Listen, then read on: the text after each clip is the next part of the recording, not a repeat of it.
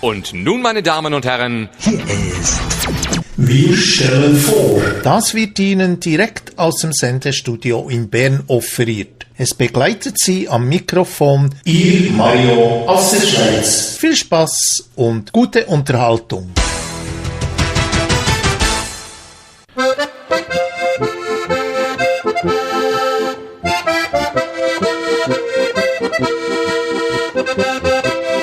Unsere heutigen Gäste, die ich Ihnen vorstellen darf, meine Damen und Herren, das sind die Auerbuomen. Und ich versuche, sie jetzt wie immer über Skype zu erreichen.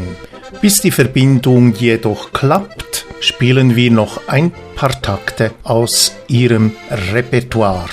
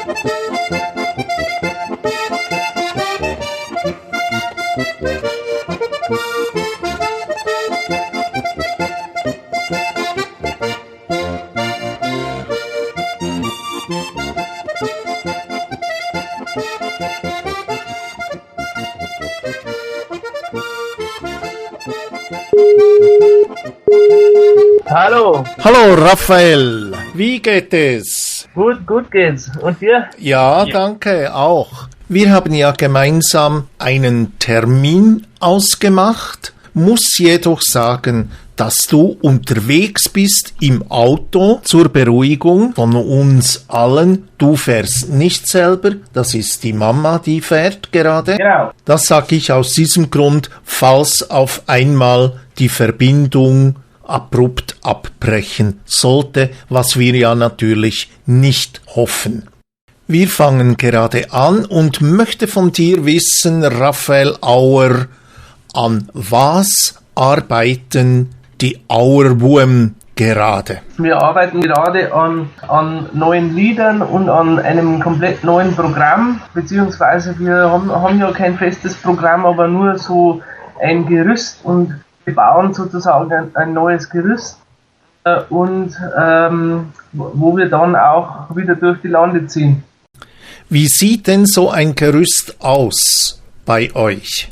Genau, das Gerüst schaut aus wir machen ja nicht nur Volksmusik, sondern wir machen drin Witze, Kabarett, Geschichten von unserem Leben, die uns passiert sind. Also das ist ganz gemischt und darum schaut das Gerüst so aus, dass wir natürlich zum einen neue Lieder uns einfallen lassen, neue Songs mit Instrumentalsachen. Das ist der Volksmusik-Part und der andere Part ist dann die Witze, die Geschichten, Sachen, wo wir erzählen.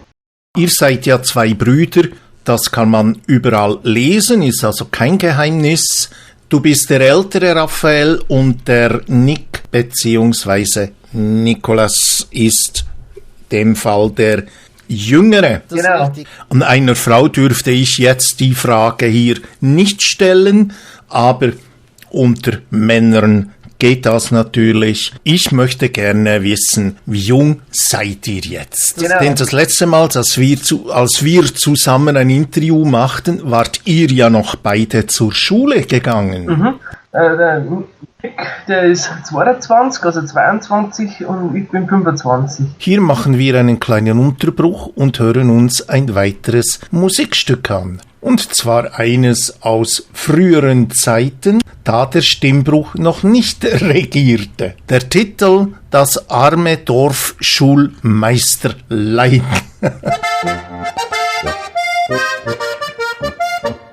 Was glaubst du wohl, mein lieber Christ, wer der geblockteste Mensch auf Erden ist?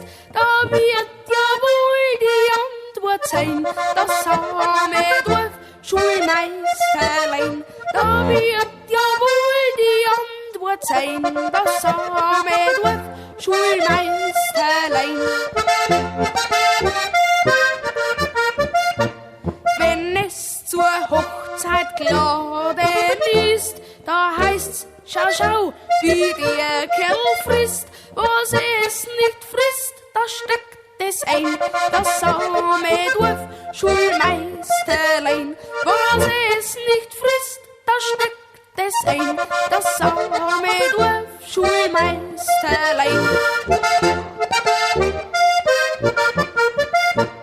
Und wenn im Turm die Uhr nicht geht, der lange Zeiger stille steht, dann heißt es muss besoffen sein, das arme Dorfschulmeisterlein. Dann heißt es muss besoffen sein, das arme Dorfschulmeisterlein. Es fängt das Elend erst recht an, wenn lehren soll und selbst nix kann. Da schlafen ihm die Kinder ein, dem armen Dorfschulmeisterlein. Da schlafen ihm die Kinder ein, dem armen Dorfschulmeisterlein. Und seine junge Ehefrau, die haut den Ehemann grün und blau. Da heißt es dann, geduldig sein, du armes Dorfschulmeisterlein. Da heißt es dann, geduldig sein, du armes Dorfschulmeisterlein.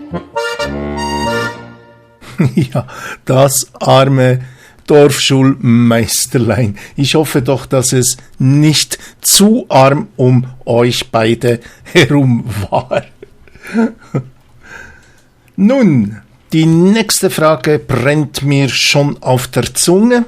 Wie viele Jahre spielt ihr schon zusammen? Das werden wir oft gefragt, also genau wissen wir es nicht, weil wir haben jetzt kein gewisses Gründungsdatum. Eigentlich, man kann es so umreißen, so circa 10 Jahre sind es mittlerweile. Wie vorhin schon erwähnt, das letzte Interview machten wir gemeinsam, als ihr noch zur Schule gegangen seid. Jetzt ist die Schule natürlich vorbei. Ihr habt beide einen Währschaftenberuf erlernt. Was arbeitest du jetzt, Raffi? Ich habe zu Anfang eine Ausbildung gemacht zum Steuerfachangestellten, also da hat man mit... Ja, die haben wir immer am liebsten. Vor allem bezahlen wir ja alle so gerne Steuern. Genau. Mit Einkommensteuer zu tun gehabt, genau, das war meine Ausbildung, aber das war nicht meins. Dann habe ich mir gedacht, ja, ich habe schon immer mit IT bastelt, auch zu Hause, Sachen selbst einfach zusammengeschraubt, an Software zusammengebastelt. Da wollte ich schon immer in die Schiene rein, also war eigentlich mein Wunsch, und dann haben wir gedacht, ich mache die BOS, das ist bei uns die Berufsoberschule, die kann man machen, da kann man das Abitur nachmachen. Das habe ich dann gemacht, habe das Abitur nachgemacht und dann eben studieren angefangen. Und habe jetzt ein Studium gemacht, Wirtschaftsinformatik, und bin jetzt im Augenblick fertig geworden. Gut, hattest du jetzt gerade die Prüfung gehabt? Die Prüfung ist schon ein bisschen her, aber Exmatrikulation, so heißt es, wenn man die Studenten in die Welt hinauslässt, sagen wir mal so, die war jetzt vor ein paar Wochen. Also wenn man den Löwen in die Freiheit lässt. Genau. Was lernte der Nick? Der Nick, der hat Land- und Baumaschinenmechaniker gelernt. Der hat das ist sein Faible, das macht er auch privat. Also wir haben unsere Hobbys mit dem Beruf. Und der ist aber nicht mehr direkt als Mechaniker tätig, sondern der baut Melkroboter. Also es gibt Melkroboter im Stall und der montiert die und nebenbei ist er noch in einem Lohnunternehmen, da macht er allerlei mit Maschinen, also wiederum als Mechaniker, auch als Maschinenbauer, also da ist er ganz gut unterwegs auch. Der Nick ist also eher mehr der Handwerker. Ich weiß auch noch vom ersten Interview her, dass ihr ja eure Instrumente teilweise selber herstellt. Ist das vorwiegend dem Nick seine Aufgabe oder bist du auch da so involviert dabei? Genau, also das ist auch ein Teil von unserem Programm. Uns kennt man eigentlich dadurch, dass wir unsere Instrumente eben selber bauen oder viele davon selber bauen und dann drauf mit eigenen Stücke komponieren und spielen. Das ist zum einen ein Tontop haben wir selber gebaut, das ist Kultsong, mittlerweile aus einer Gießkanne, man sich das vorstellen, praktisch auf dem Boden einer Gießkanne ist ein Stecken, ein ganz einfaches Bambusstecken montiert und der macht einen Sound wie Tuba oder Kontrabass. Das ist ein Instrument und ein anderes Instrument ist zum Beispiel ein selbstgebauter Kontrabass, der ist von meiner Wenigkeit, aber es hat vielleicht ein bisschen zu lange gedauert, die Bauzeit ist noch fertig geworden. Ja, also ihr seid auch noch Instrumentenbauer. Das ist ja richtig der Wahnsinn. Wie sieht der denn aus? Kannst du den so in ein paar Worten beschreiben? Der selbstgebaute Kontrabass sieht eigentlich aus wie ein ganz normaler Kontrabass, wie man kennt, also wie ein Bassgang, so sagen wir dazu. Ich habe praktisch die Platinen um die Saiten aufzuziehen, das habe ich besorgt von einem Geigenbauer, das habe ich nicht selber gebaut, aber den Steg und den Korpus, den direkten Bauch vom Kontrabass, der ist alles aus Holz selber gefertigt, mit Schnitzereien etc. Genau. Das ist ja echt der Hammer. Gibt es auch ein Bild davon? Kann man das irgendwo sehen, dieses Kunstwerk? Gibt es auch ein Bild auf unserer Homepage, gibt es ein Bild, aber auch auf Facebook. Auf Facebook findet man euch unter Auerborn, eure Webseite auerborn.de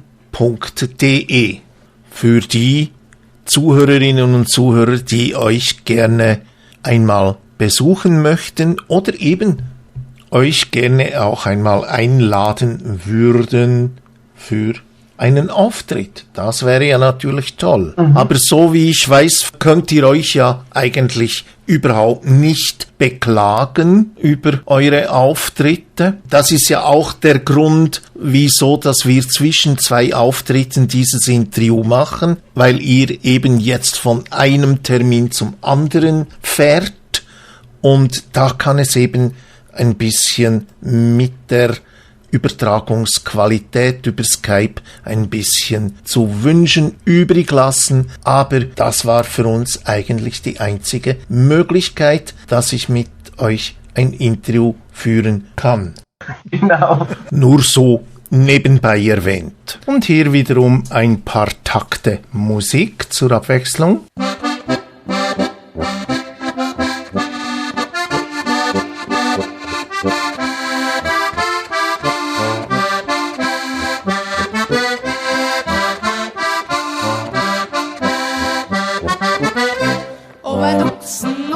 Treib ich nicht aus, aber Luchsen, treib ich nicht aus. Ja, lieber Kiel, lieber Zei oder mein Weih, ja, lieber Kiel, sei oder mei wei.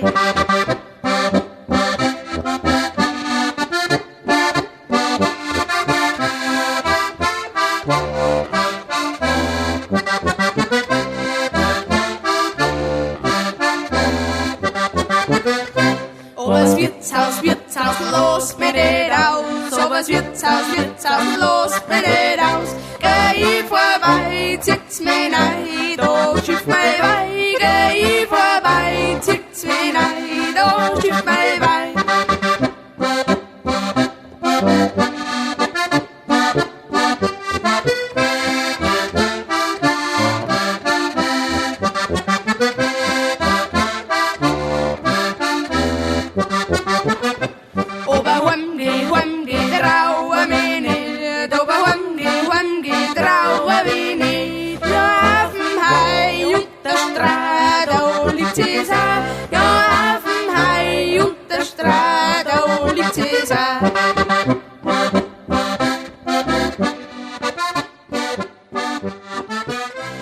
Also mittlerweile haben wir herausgefunden, dass der Nick eigentlich eher der Handwerkliche ist. Wer von euch beiden ist eigentlich der Texter, wer der Komponist?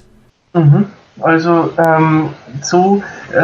in unserem Programm sind auch Gstanzl, wenn das wem ein Begriff ist. Nein, keine Ahnung. Was ist das, ein Gstanzl? Gstanzl in unserem Programm sind kurze, gedichtete Textpassagen, meistens 4-Zeiler bis 6-Zeiler, die auf die anwesenden Personen gedichtet werden, entweder spontan oder im Voraus und beschreiben praktisch eine Situation. Zum Beispiel, wo eine anwesende Person in ein Fettnäpfchen getreten ist oder solche Sachen. Das ist ein typisch was Traditionelles aus Bayern, sage ich mal. Gibt es zwar in Österreich auch, aber ich weiß jetzt für unseren Opa, der kennt das ganz gut, und ich kenne auch ältere Leute, die schon um die Häuser gezogen ist, als Gstanzl-Sänger, so heißt es. Das ist eben auch ein Teil von unserem Programm. Und der Text ist immer neu gedichtet pro Veranstaltung von uns selbst, beziehungsweise von der Mama, die ist da reingewachsen und die macht es und die kann das. Und der Text von den Gstanzl kommt immer von der Mama. Von den Instrumentalsachen, es stammt immer aus meiner Feder, also Stücke auf der steirischen Harmonika, Öffeln beispielsweise, das ist größtenteils aus meiner Feder. Wenn wir jetzt Texte haben, werden Text und Melodie, die machen wir zusammen. Also das wusste ich bis jetzt wirklich nicht, was dieser Ausdruck bedeuten soll. Gstanzl. Raffi, wir kennen uns ja jetzt mittlerweile auch schon ein paar Jahre und du weißt ja, dass ich bei den Interviews immer ein bisschen neugierig bin. Genau. Ist es möglich, dass du uns jetzt einmal so etwas demonstrieren könntest, so ein typisches Gstanzl, damit wir das hören, wie das auch klingt? Aha. Ja, das sind, wie gesagt, 4-Zeiler. Mir fällt jetzt spontan mir tatsächlich eins ein. Ja, da bin ich mal gespannt. Dann lass mal los. Komm. Das ist natürlich in bayerischer Mundart. Ich hoffe, die Zuhörer etc. verstehen es. Ja, ich denke, die Hörer sind nicht das Problem. Eher ich. Du musst nur langsam sprechen, dann verstehe ich es auch. Ja, grüß dich Gott Mario. Der Herr sei mit dir. Jetzt gehst an die Theke und bringst mir ein Bier. Also, das ist eines von den vielen Stanzeln. Das ist zum Beispiel ein typisches Gstanzl, wo im spontan entsteht, wenn jetzt beispielsweise ein ganz Pfiffiger dort ist auf der Veranstaltung, dann kann man das bringen, dann ist er meistens nicht mehr pfiffig. Ja, danach kommt sicher ein Freibier für die Auerwurm, nehme ich mal an. So schaut's aus. Du hast mir auch verraten, dass eben diese Gstanzl alle eure Mama schreibt. Sie ist also nicht nur eure Chauffeurin, Kostümpflegerin, An erster Stelle natürlich Mama. Sie ist auch Gstanzelschreiberin bei dem Duo Auerbuem. So schaut's aus. Gibt es noch ein weiteres, das du so spontan sagen könntest? Da wäre der Nikolaus gut in dem Interview jetzt, weil das ist eigentlich sein Part. Also das ist jetzt eigentlich, ich bin, wie gesagt, ich begleite die Sache musikalisch, aber das ist sein Part und von dem her bin ich da ein bisschen allein. Also das war Glückssache, dass mir jetzt was eingefallen ist. Ja. Also, da habt ihr eure Aufgaben auch so richtig aufgeteilt. Er ist mehr ebenso der Spaßmacher in dem Sinn und du bist eben dann für das Musikalische vor allem verantwortlich. Wie schon erwähnt, ich darf zwischen 2 Auftritten mit dir ein Interview machen, da du gerade im Auto bist. Wo bist du jetzt gerade während diesem Interview? Wir sind momentan total im Auftritt, wie gesagt, du hast das richtig gesagt, wir sind jetzt eigentlich genau zwischen zwei Auftritten. Ich bin jetzt eigentlich schon wieder am Sprung und wir sind auch auf dem Weg nach München. Und wir sind momentan viel unterwegs. Es kommt jetzt die Herbstzeit, das ist immer schon recht, da sind wir zügig unterwegs.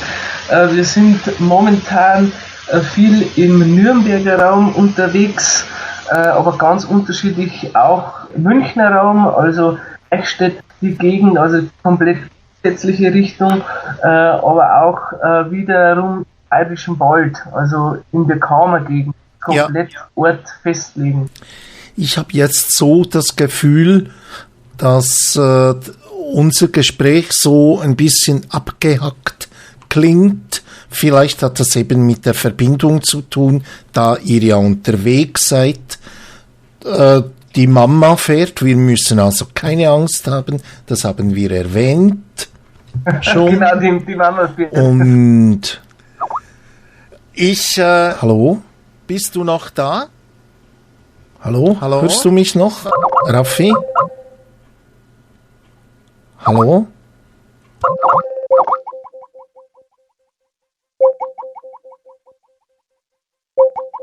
Ja, und jetzt sind wir tatsächlich rausgefallen, eben weil sie unterwegs sind.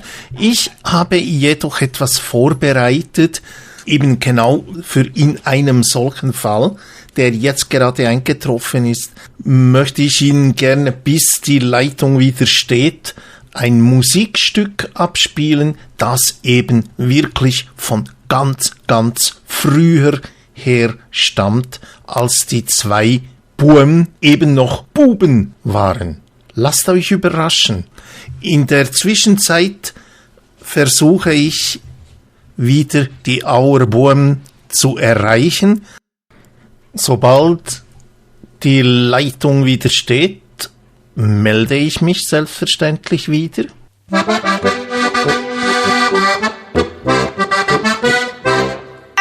Es Rimpfich so inne im Dorf mit die Leid. Das ist heute der Titel, der so sakrisch mich freit. Mein Vater, der hat in sein Käpferl nix drin.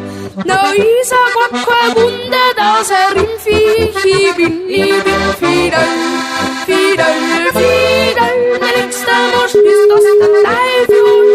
Mein Wort ist ich bin Fidel, Fidel, Fidel. Mein nächster Marsch ist das der Teufel.